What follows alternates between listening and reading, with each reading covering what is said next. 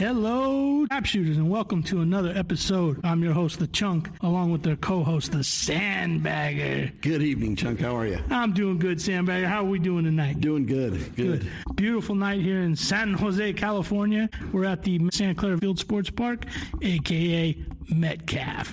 So, beautiful night. A little bit of wind, but not bad shooting, huh? Typical wind. Yeah. It's always windy here. But it was good. Good. Sun, not much clouds. No. Blue skies, orange targets. Yeah. They were orange? I don't know what I was looking at. Probably all the dust you created, all the smoke. It's hard to tell the color when you smoke them like you do. That's a lie. All right, Bagger. Well, let's do our last show was probably one of our best interviews we've done. It was with Zach Nannini, Mr. Trap Shooting himself, which was just great. We had a great time with him, as we do with all our guests. But Zach was just full of energy, and we loved having him. We were really honored that he came on the show and talked to us about trap shooting. You could really feel how much he loves the sport. So. Yeah. That was great. I appreciated that he started out just like everybody else. He wasn't just thrust into it. He got into it. He got addicted and took his time. And he talked about the same way, starting out here at Metcalf, working his way up, South Bay's ATA, PITA. And that's what we're trying to tell people is that you don't start out at the ATA Grand and expect to. No, he started out the right way. He baby steps and he started getting into it, and he's rock and roll. He's probably one of the best shooters in the country, I think. Yeah, he's got the consistency. He attends to a lot of state shoots and he shoots a lot. He shoots a ton. That's one privilege not everybody has. And his co-host that hopefully one day we'll get to hear from, Ricky Marshall. Ricky Jr., yep. Ricky, I hope you listen to the podcast because we'd like to have you on there too. It feels lonely without you. Yeah, you guys are like a pair. Yeah, I didn't know what to do. Yeah. Of course, I like Zach. But anyway, all right. So we're not gonna no spotlight club this week. We're just kind of gonna roll right into our interview. We got a great guy set up. Then we're going to talk about the second half of the show. We're going to talk about the upcoming South Bay. There's a little bit of controversy rolling around that. So yeah, we'll get through that. We'll get through it, and then we will. Kind of give you the rundown of the shoots coming up for this month. The big one, Multi-State Challenge at Livermore ATA, which is going to be a hell of a shoot. And then you got, of course, our Sunnyvale on the 11th, and North Bay, and all that good stuff, all that good scheduling. Yep. We're going to call that the scheduling corner. The scheduling corner, yeah. It makes me feel so special when I put a name to it. You're good. You're good. You should be in broadcasting. Maybe. Yeah. Isn't that what this is? We'll get you there. Yeah. I can't spell my own name half the time. That's Jesus. all right. All right, so for our interview, this shooter's been shooting here for a very long time. Shoots on our squad, along with me, my dad, and Rosie Trillo, Rocky. And as far as I can remember, I started shooting with Kirk. It's been since 2010 or 11, I think. And we've been shooting together ever since. Kirk's a great guy. He's since retired, enjoying life.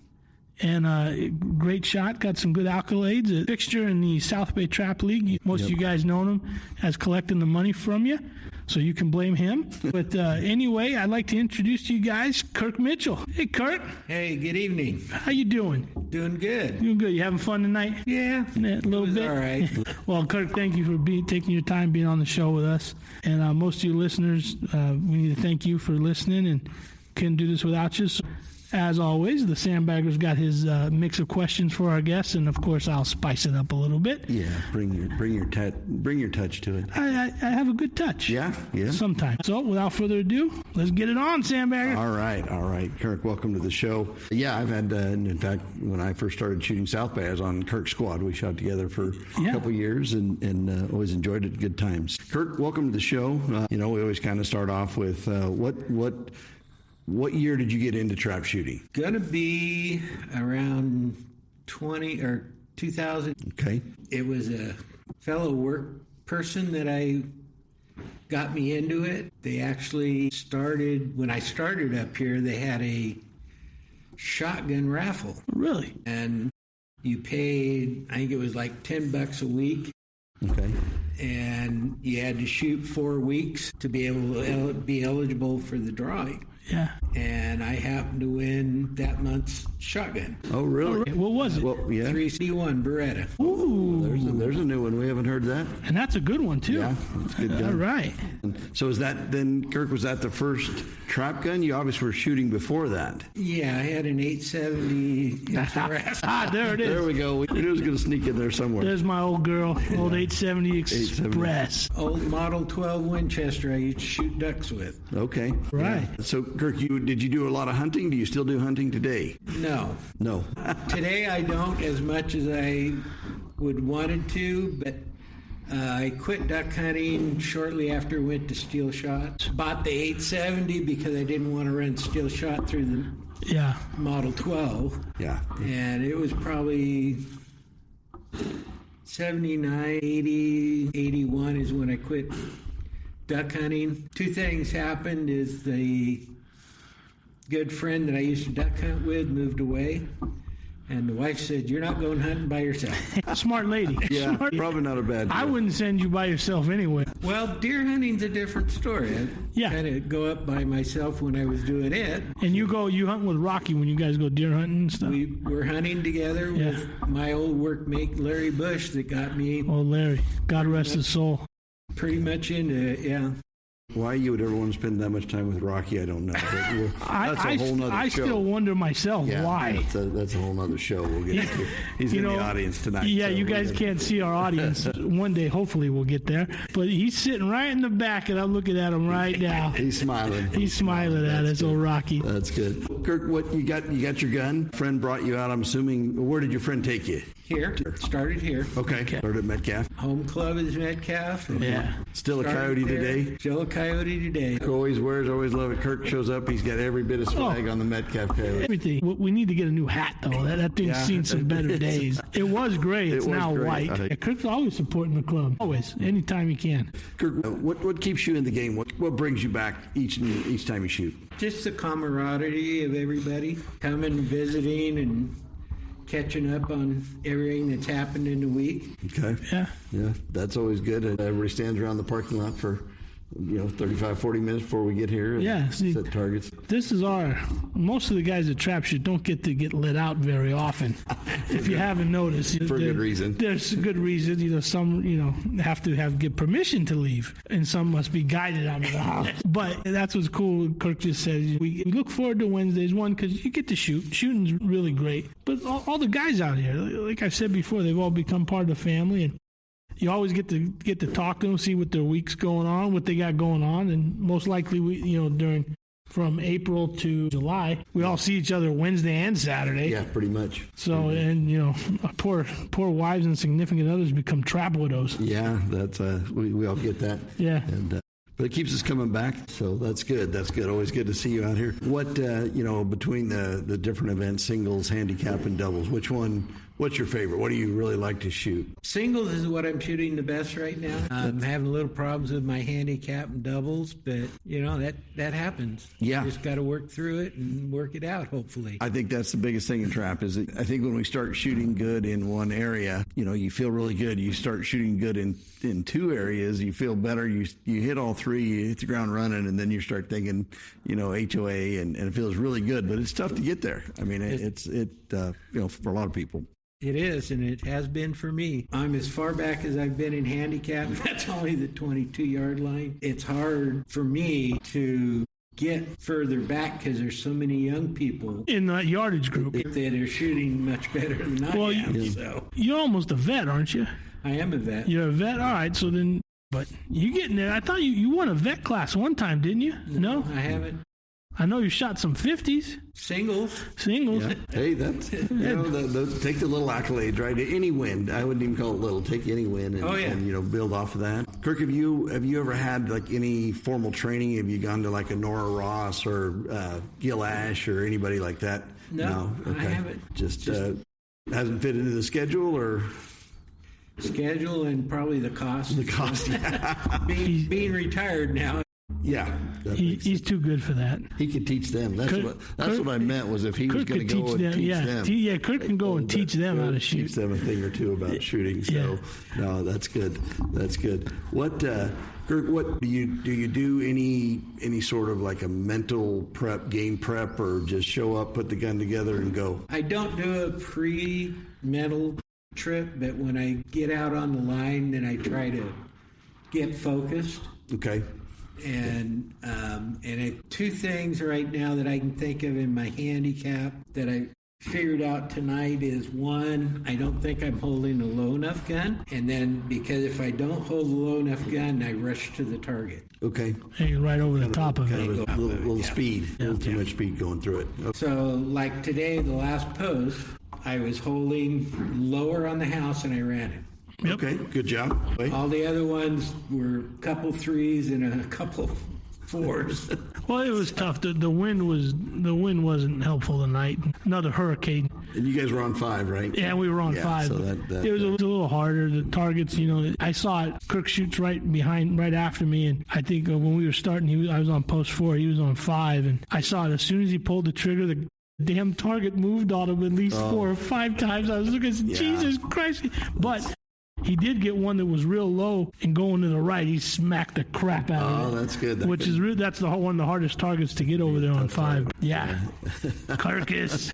So being retired, I know South Bay. We see you out there. Obviously, Wednesday night we see you. Any Kirk? Have you shot registered targets or pretty much just local?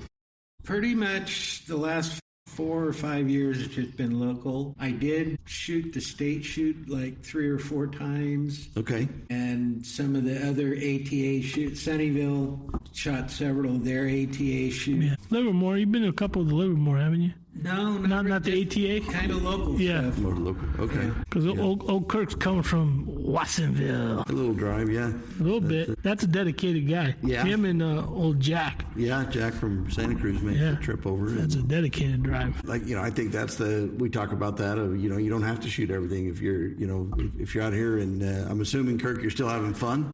Oh, yeah. If I wasn't having fun, I wouldn't be showing up. Yeah, that was, I was talking to Dave Brocious tonight, and he was saying the same thing. That Dave. Just, if you're not having fun, just quit. There's nothing else to do. Shooting's the only sport there is. Yeah. Specifically trap shooting. Specifically trap. All those other shooting sports, American trap.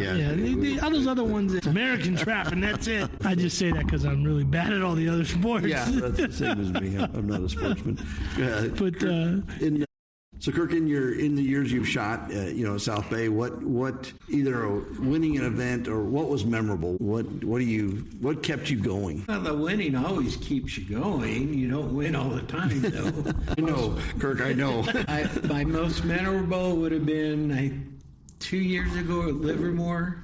I ran 50, got in a shoot off, and ran 10 more, and the other guy dropped one. Okay. You ask anybody what's the key to winning? Don't drop a target. Don't miss. Yeah, that was the great Dan Benias' best advice. Yeah, don't miss. Don't miss. Yeah, and you're gonna win. You'll be just fine. So when the thrill of shooting 50, that's always fun, and then getting into a shoot off. What were you thinking going into the shoot off? And I know we do kind of a very reduced, right? We do 2 at each post. Through 10 for South Bay, we do 2 at each post, and then if it goes on too long, then we do escalating. Go back a yard, and go another 10. So what was going through your mind when you learned you were in the shoot off? Don't miss. Were you nervous? A little bit nervous. yeah. I've been in probably 4 shoot offs. I think there was a handicap one. I have never been in a double shoot off, but singles and handicap, and it was feeling so good the whole day. And I went out there and it's like just boom, boom, boom, boom. Effortless. Effortless. Just being prepared, and it's funny. A lot of people we talk to, including myself, getting into a shoot off, you just get overly nervous, and somebody just said, "Hey, it's just another round. It's not." And it's free. Well, I think people forget about that. It is a free target. That's right. That's God. Like extra 25 if you get it. That's what I'm about. I mean, you give me a free target and a cheeseburger. Yeah, I've never had a cheeseburger on the field, but hey, You should try it sometime. I'll try. Well, See, I got got this figured out. During those ATAs, I'm going to start packing a lunch because, I'm a doctor. And when your blood sugar starts to go low, you got to get it up. Got to get it up, yeah. So, that's what I've been told. I haven't tried it yet. Yeah, I've been told that. I think I'll get a taco cart and drag it from supposed to post with me. I think they're thinking like maybe a piece of candy or a protein bar, not a full meal on post 5. Well, you got to be if you're going to do it, you got to do it. There's sugar and there's nourishment, so I think. He's thinking he's got to pay for the taco cart. Well, yeah. So That's right. He can tow it behind him and sell it at the same time. That's right. We're making money at this game already. So that's a waste of space of the Polar stand. We should just have a taco cart. One of them little hot dog machines. All the rollers. Little mustard. Oh, yeah. We could get in a lot of trouble. Yeah, we got to put a muffler on ourselves sometimes. Yeah. Maybe a muzzle. We know a muffler man. Yeah. Anyway. Kirk, any questions? Anything come to mind? How would you encourage somebody to come out and shoot? Just try to invite them out and let them use one of your shotguns so they don't have to buy one and see what they think about it. I mean, it's a dying sport at this point. Thankfully, we've got some schools that are shooting up here. Yeah, the Cambrian Academy's up here, and they got a full squad. I didn't see how many they had today. What school is that? I'm sorry. It's a Cambrian Academy, I believe. Okay. And they're over, I guess it's by the Almaden area. I'm not sure where they are, but I looked on the guy's van. They got a magnet that says Cambrian Academy School of Shooting Sports. Okay. That's pretty cool. That's pretty cool. They're young kids, but they're coming out here, which is awesome, and they're shooting before us, and they get the range is really, really good to them. They open up a little early. Our range master, Brian, is just all about it, and which is great. So they get out here, they shoot, and I don't know if they're running a scoring program or not, but those kids are getting better. I mean, from what I've seen, they're kicking butt. And then they have another lady, Irene Poffenhager. Can't remember. I know her. She's from Coyote Valley. I was going to say, is it the lady from Coyote? Okay, yeah. I know who you're talking about. I don't remember her. It's Irene Poffenhager or Poffenberger, one of the two. I'm sorry if I butchered it, Irene. She shot Wednesday night years ago. And her husband used to shoot South Bays, and he was a really, really good shot. Okay. The guy was a great shot. But anyway, she's out here. She has a class full of guys, and she's teaching them all the basic stuff and where to stand, where to point your gun, and safety, and then she's out there giving the guys tips, and it's a younger crowd, and that's really exciting to see for guys like us, because believe it or not, even though we're all old cranky sons of bees, we want new guys. We want the kids to come out here, even though they're going to kick our butts, but it's good for the sport. And Zach started it, and then we kind of came in with our podcast and with our shoots and everything, just trying to push it, because it's too great for people not to experience. Yeah, if there's anybody out there that has even an inkling of trying to start a high school trap club, reach out. Reach out to the show. I would love to get them set up. I got more than one gun that we can loan some kids. Yeah, to help start the leagues, and you can record your scores through the ATA. And the ATA does do an okay job at this, but they don't push it enough. They have it all set up. It's there. It's there for the taking. But the problem is people don't really know about it. We've talked about that before with the ATA, is that I think it's great. I've been a member since I started shooting again. Oh, yeah. But it's really just, they don't always get their messaging out. No, and it's a shame, because everything they have set up, their website, the programs, it's all great. It's all there for the picking, but nobody really knows about it. I mean, if I tell somebody ATA, they look at me like, oh, if I say PITA, oh, that's PETA. That's the people. The treatment of animals. Yeah, the animals. Yeah. All right, whatever. But that it's like, guys, you don't understand that there's a whole new world out here that only a few of us know about, which is cool, but everybody should know about it. Yeah, I don't know. Maybe I'm crazy. Well, I think it's like Kirk said. We're in a sport that's challenged. A, it's a big financial burden. B, I think that it's the information is not readily available. But on the opposite end, I work up at Sunnyvale Rod and Gun Club, and the young guys coming in there with just thousands of dollars of rifles, and oh my God! Oh, the rifle pistol. Now you talk about rifle pistols. Yes, that's a different beast. Because that as well, there's more people than I'm telling you. That there's a ton of just rifle and pistol is insane. But I guess what I'm looking at is talking to you two, is that what What is it? I mean, how do they find out about it? It just. I think it's more mainstream. They see it in the movies. I mean, when's the last time you saw a parazzi in a movie, or a Krieghoff? I mean, hell, I get excited when I see trap shooting in a movie and they're shooting off a boat or some guy's private land. I mean, yeah, that's great, but it's not like John Wick, where they're just cars and shotguns and pistols. That's a good point. And I think that's what makes it. So if anybody's listening out there and we want to make a trap shooting motion picture, I got ideas. So we got stories. So we got invites to high schools. We got invites to picture movies. We got anybody else that taco trucks, so swimming pools, and movie stars. We're covered. That's it. Kirkus, let's get back to the Kirkus. So Saturday, South Bay. You got to make that one. Yes, I am. All right. Good to hear. Yeah. Hey, Kirk, let me ask you something because this is a topic that we have not covered: reloading. And I want to ask you when you got started and kind of what you got going on, because a lot of listeners don't know that you can actually reload your own shells. So walk us through that a little bit. Give us a piece of your mind. Well, I actually started back when I was duck hunting. Yeah. Reloading my shells to save money. Okay. And so I had the basic concept from that, and the information is out there. You just have to go find it. Yeah. So when I started shooting up here, I started reloading because I could do, and we're talking when 2001, 2002, about $1.75 for 25 shells to reload.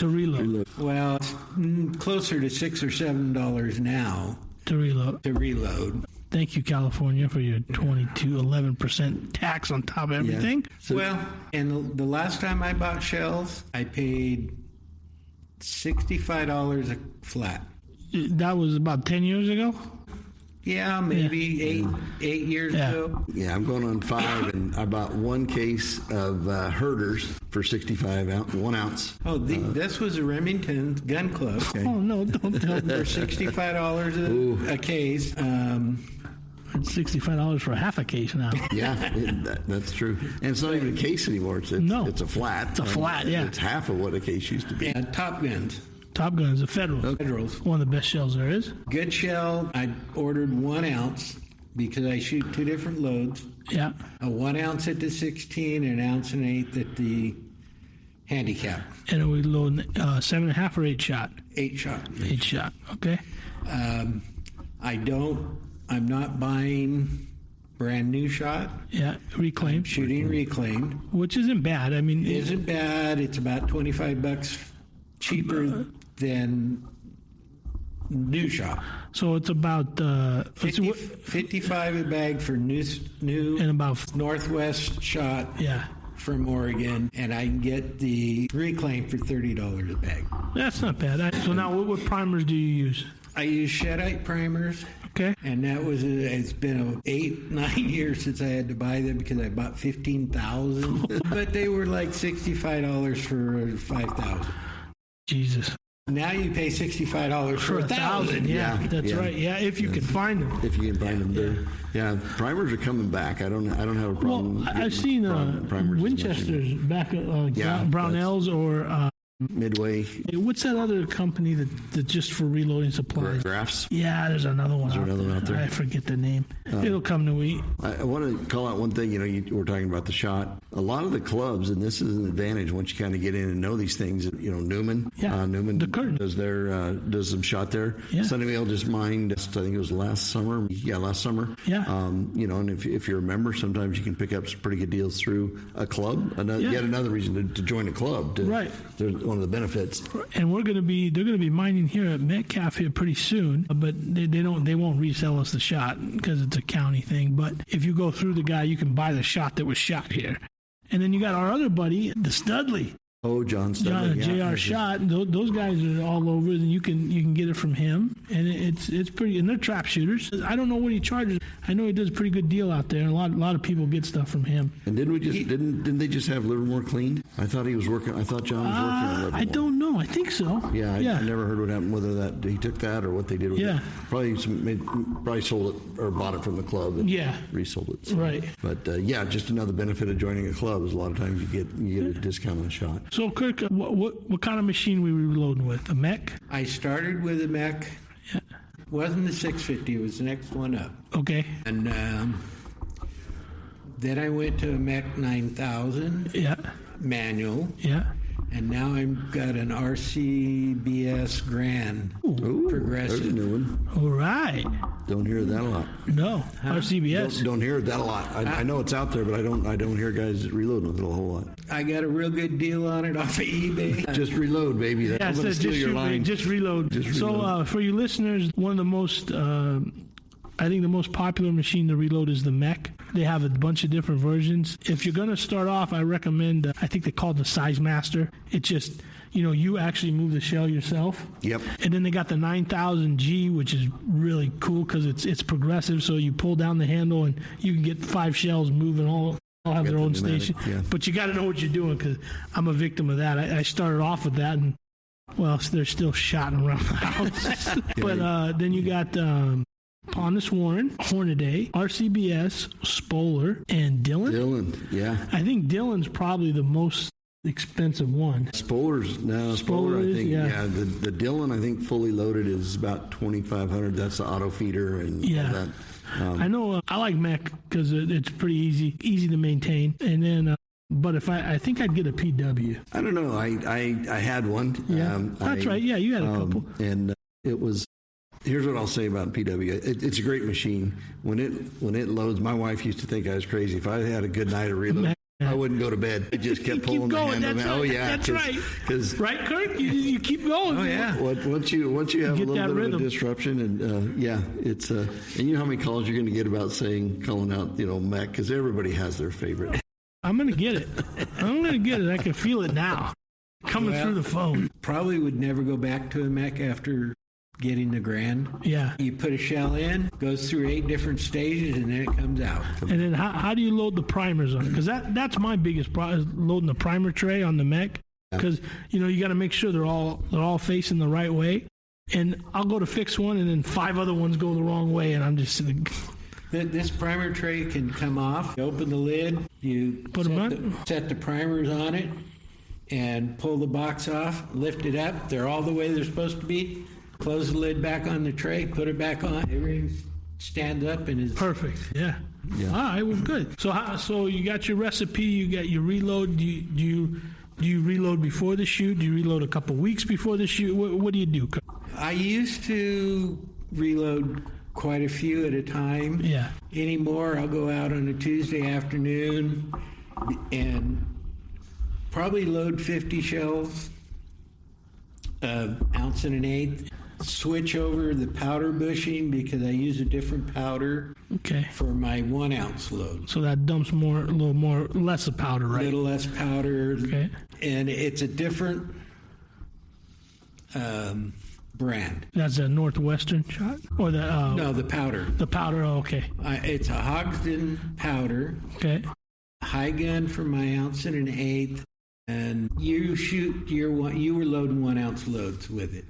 Oh, the perfect pattern. Yeah, perfect pattern for my 1 ounce load. So, to listeners, there's a ton of different powders out there. You'll see a lot of shooters, trap shooters are really in love with 700X.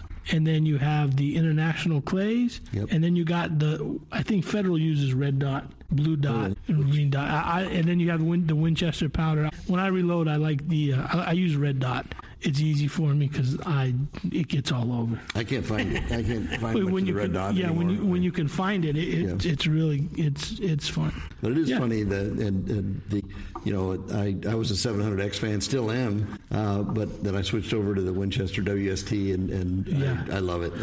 Is that their handicap one? It's like black sand. It's a little bigger, yeah. Yeah, I have some of that, but I haven't tried loading it yet. I'll load some handicap loads for the old man. And Kirk, I got a good solution for you. You talk about switching. If you just buy another loader, then just get another loader. You're retired. I've got a MEP 9000.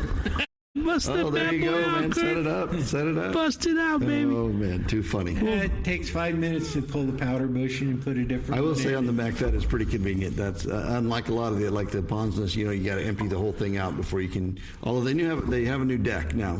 Ponsless came out with a new deck where it'll spin around. You can change out the bushings.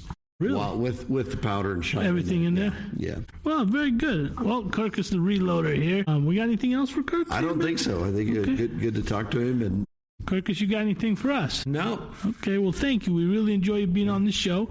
And ladies and gentlemen, if you're out there and you see Kirk at the South Bay or up here Wednesday night, say hello. Give him a little chuckle. Say, hey, give me one of your reloads. And then, pick his brain a little bit. Because him and our buddy Glenn, yep. Out there, they're just a wealth of knowledge when it comes to reloading. These guys have been doing it for a long time. And they know all about the powder, the bushings, the shot, the wads, whatever you want. You just got to ask. So. Yep. All right, Kirk. Well, we'll see you Saturday. All right. Thank you, Kirk. We appreciate it. Okay. All right, Sandbagger. Right. Another great interview on California trapping. That's another. We haven't touched that topic on the reloading. I know a lot of guys do, and you can save some money. It's economic, a little bit economic. It's part of the sport. I know. I was always told you'll never like a shell like your reloads. And that's true. And I tried it before, but you have to be in the right frame of mind to reload, because if you don't know what you're doing, you can really mess it. Well, that's we hear sometimes of things that there's a guy up at Sunnyvale that his barrel exploded. Yeah, and they'll never charge. know, but they think it was a double charge, yeah. Right? And you just it's precision. It's a recipe. You gotta stick follow to it. And if and I can't tell you, probably the same as you, how many shells I've cut open because did I drop two charges in there? Well, that's a problem when you second guess yourself on that stuff. But I know a lot of the older guys that we shoot with us, they got it down pat. They've been doing it for years, and they could just tell by picking up the shell what the weight of it is. Yeah. That's really cool. So Doyle Mack's great with the Ponce this morning. Yeah, that guy knows. Doyle's a machine. Yeah, he's an animal. Yeah, but give you the insights. Yeah. All right. So now let's go to our scheduling corner. All right. Yeah, what do that? What do we got? So Saturday is April 11th at Sunnyvale. So here's the controversy, everybody. Yeah, I've been getting some phone calls, some text messages, quite a few emails of, are we going to shoot? Because it's going to be raining. And I know I'm going to regret saying this. But yes, South Bay shoots, rain or shine. I know there won't be many people up there, but this is your shining moment and chance to get up there, boys, and possibly win some. You got to shoot in the rain. And you know what? This happened to us last year in April, and we got up there. It didn't rain until we got done shooting, and it started pouring. So, just keep your fingers crossed, do a couple rain dances to not rain, pray real hard, and we're going to be okay. We're going to run it, right, Sandbagger? I think so. I mean, I'm excited to go, right? I look forward to this. I mean, you and I put in a lot of hours in the between shoots to get us ready to go, and if they only knew. If they only knew the humanity, the torture, the pageantry. But that's I think we are a bit spoiled, right? There's guys that are shooting in snow. I mean, we've never had that. We've had some pretty tough rains, but I kind of like to shoot snow. White background wouldn't be a bad idea. If as long as it isn't in the middle of a blizzard, I think you're okay. Yeah, that's true. That's true. But okay, so there's our South Bay Sunnyvale. Hopefully, you guys come out. If Sandbagger and I made an agreement here, if it gets really torrential, there's thunder, lightning, then yeah, we're going to do something about it. So we're not going to risk your safety, but make sure your guns are oiled up before and after this. Yeah, that's all we can do. And then there's the big clubhouse up on the hill, the overhang, come hang the patio. I think it's maybe a good opportunity. We always talk about this. Everybody has their little niche, and they go to the back of their trucks and they hang with their squad, and this, should go hang out on the patio, meet some new people. Hell yeah, come up and I'll show you how to run some of the South Bay stuff. yeah, I'd like to learn. I'd like to learn that. Give me a shot at that. All right, so then also is an Eel River PITA, which I don't know if many of our guys are going to go. The 12th is North Bay. I don't know when. I didn't get the North Bay schedule. I looked it up. I couldn't find my the last flyer. I got to get a hold of North Bay here. I'm sorry, guys. There's a North Bay shoot on the 12th. It might be a Valley of the Moon. Yeah, I don't know. I don't know. So then there's also another Eel River PITA, the 12th. Then we're going to go a couple weeks into this here. On April 17th, 18th, and 19th, it's a Livermore ATA Multi-State Challenge. Multi-state. That's the granddaddy of a multi-state challenge, whatever that might be. But you guys got to be there. It's going to be a heck of a shoot. Brian's doing a great job. We're going to get as many people out there as we can. You're shooting against other clubs, hence the name multi-state. But I'm looking forward to that. I'm going to shoot all 3 days, Bagger. Are you going to go all 3? Yeah. I'm working on it. You're working on that. You'll be there. Yeah. On April 24th, we got the Reading PITA series. On April 25th, we have a Sunnyvale ATA. And also April 26th, it's another PITA series in Reading. So, I'm going to get somebody, we got to, for our listeners out there, if you're a North Bay shooter, give me a call or send me an email, and we will, I'll get you on the show. We got to talk more about North Bay. I feel like we're leaving them out most of the time. Yeah, I think it's, so down below they say Golden State. So yeah, that's Golden, formerly Coon Creek. So. Yeah, so it's at the Golden State Shooting Complex. All right. Right there. Golden State Shooting Center. Center, yeah. So everybody, I hope you have a good time there in North Bay. And if I get somebody to send me the results of North Bay, we'll call it out here on the show the following week. So get a hold of me, get a hold of the sandbagger over here, see what we can get going for you North Bay guys, because there's some shooters over in North Bay. There is. Ooh, baby. You want me to publish your number? Should we call out your phone number? No. I thought I'd ask before I did it. I got enough problems. Almost everybody out there thinks got my number floating around somewhere. So. Or they know somebody that can get in contact with me. I'm not that hard. I know how to get a hold of you. God help me. But anyway, all right, Sam, we got anything April's else a ton. I mean, I think it's a lot. April's the kickoff. It's the best time of year because we got the best light coming at us. We're having fun. It's just heating up. I mean, yeah, we're going to get a couple days of rain, but hey, you got to pay the price. Yeah. Yeah, April's starting up. I'm really looking forward to this multi-state. And then, May, we got the Golden West Grand. I know. I'm excited about that. I don't know what we're going to talk about when the Golden West Grand is over. Well, it's funny. I was listening to Brian Weeks today, and I forgot that 2 weeks later is the PITA State Shoot, California State Shoot. Yeah, so May's another busy month. And we got the big guy coming up, this California State Shoot in Kingsburg. Oh, yeah, Kingsburg. Speaking of the Golden West Grand, Zach called it out last week. Oh, yeah, that's right. Zach will be here on that Sunday. That May 3rd, May 4th, and then overflow to May 5th if he has to. So for all you listeners, if you listen to us, Zach's interview last week, which was really good, you can go back to the interview, and there's a link on there to check him out and give him a call and get signed up for his class. If you hone your skills in and get a new perspective of shooting, Zach is the guy to do it. He's the guy to learn from because he has a really, really good way of looking at smoking targets and his doubles, and it's just information you can't come by. Yeah. Sunday at Sunnyvale and Monday Livermore. Yeah, and then Tuesday Livermore also. I think. Yeah, I think so too because he's getting ready. He's going to get geared up for the Golden West Grand. So.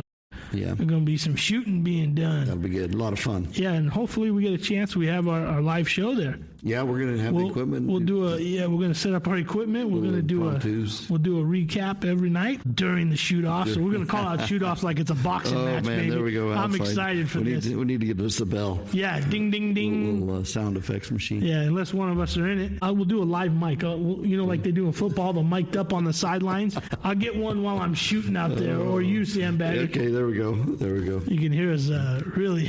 Whew. I think that's a good idea. Maybe we ought to get Zach to. But most people are pretty quiet on the line. I don't think I mean, if you could listen to what's going on in my head. Oh, yeah. No, I don't want to go there. I don't want to go there. I don't want to go there. All right, guys. Well, listeners, thank you very much. Again, this is California Trap Shooting. I'm your host, The Chunk, along with your co-host, The Sandbagger. And remember, just shoot, baby.